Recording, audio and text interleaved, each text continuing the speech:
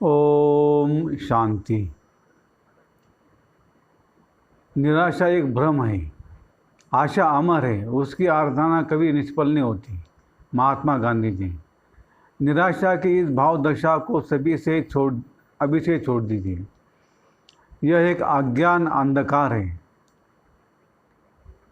अंधकार का अपना कोई अस्तित्व नहीं होता, प्रकाश का अपना अस्तित्व है।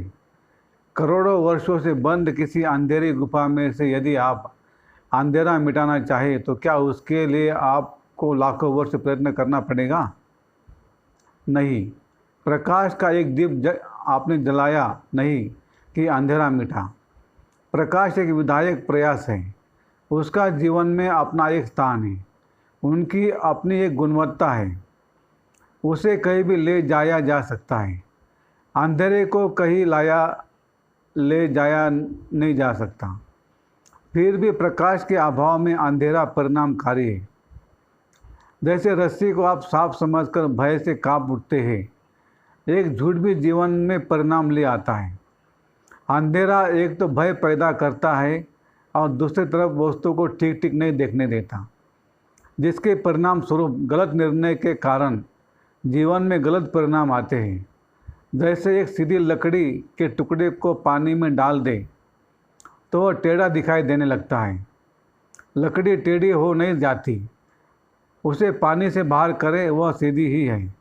एक भ्रम उस सत्य के प्रति असत्य बोध पैदा करता है। यहाँ मैं प्रकाश की उपमा ज्ञान से अर्थात उस सकारात्मक चिंतन से कर रहा हूँ कि आशा जीवन में प्रकाश है। आशावान व्यक्ति अंततः निश्चिंत ही अपने मंजिल पर पहुँच जाता है। आपके जीवन में सदा आशा का सूर्य चमकता रहे, उस पर निराशा की बदलियाँ न आने पाए। इसके लिए सदा सचेत और प्रयत्नशील रहे। यह भी बदल जाएगा। कहते हैं वल्क का एक बादशाह था, नाम था इब्राहिम। उसने अपने राज्य के प्रसिद्ध स्वर्णकार को बुलाया और कहा, मेरे लिए एक सुंदर अंगूठी बनाओ और उस पर एक ऐसा सुंदर सुभाषित वाक्य अंकित करो जो किसी भी परिस्थिति में मेरे काम आ सके, लेकिन अंगूठी डिब्बी नुमा हो ताकि समय पर उसे खोलकर पढ़ा जा सके, अर्थात वह बहुमूल्य बात बंद हो उस डिब्बी में।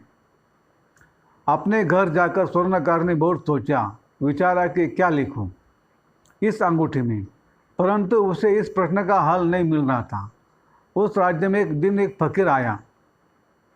वह स्वर्णकार भागकर उसके पास गया और बहुत ही अनुभव विनय के साथ अंगूठी वाली समस्या उसके सामने रखी। फकीर ने सलाह दी,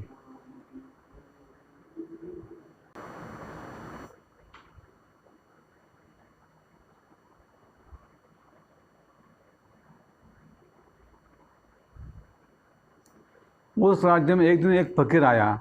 वह स्वर्णकार भागकर उसके पास गया और बहुत ही अनुभव विनय के साथ अंगूठी वाली समस्या उसके सामने रखी। फकीर ने सलाह दी, इस अंगूठी में यह वाक्य अंकित कर दे। और फकीर ने उसके कान में कुछ फुसफुसा कर कहा।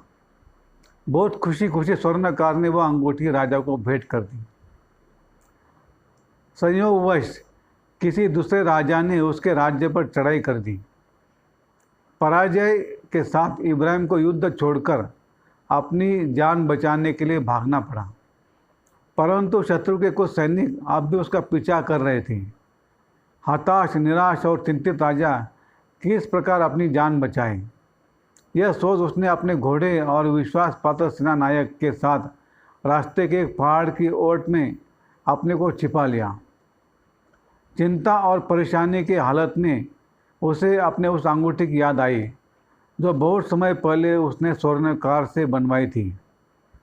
उसने उसे खोला और पढ़ा। उसमें लिखा था, यह भी बदल जाएगा।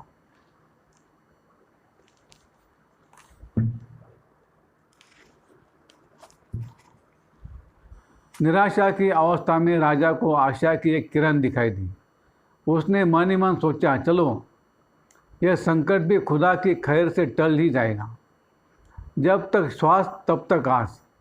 मनुष्य को आशा के दामन को कभी नहीं छोड़ना चाहिए। फिर पीछा कर रहे शत्रु सैनिक आगे निकल गए।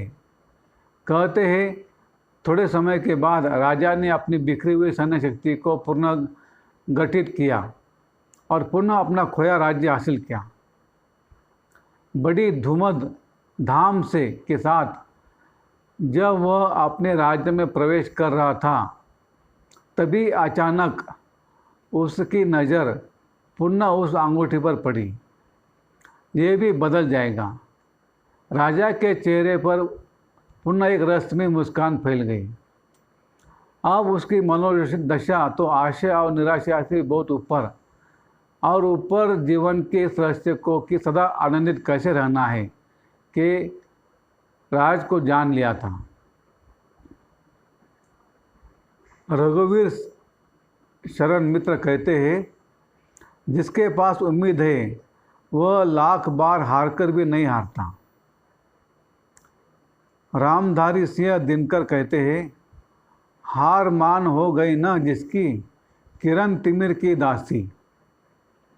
नौछावर उस एक पुरुष पर कोटि कोटि सन्यासी।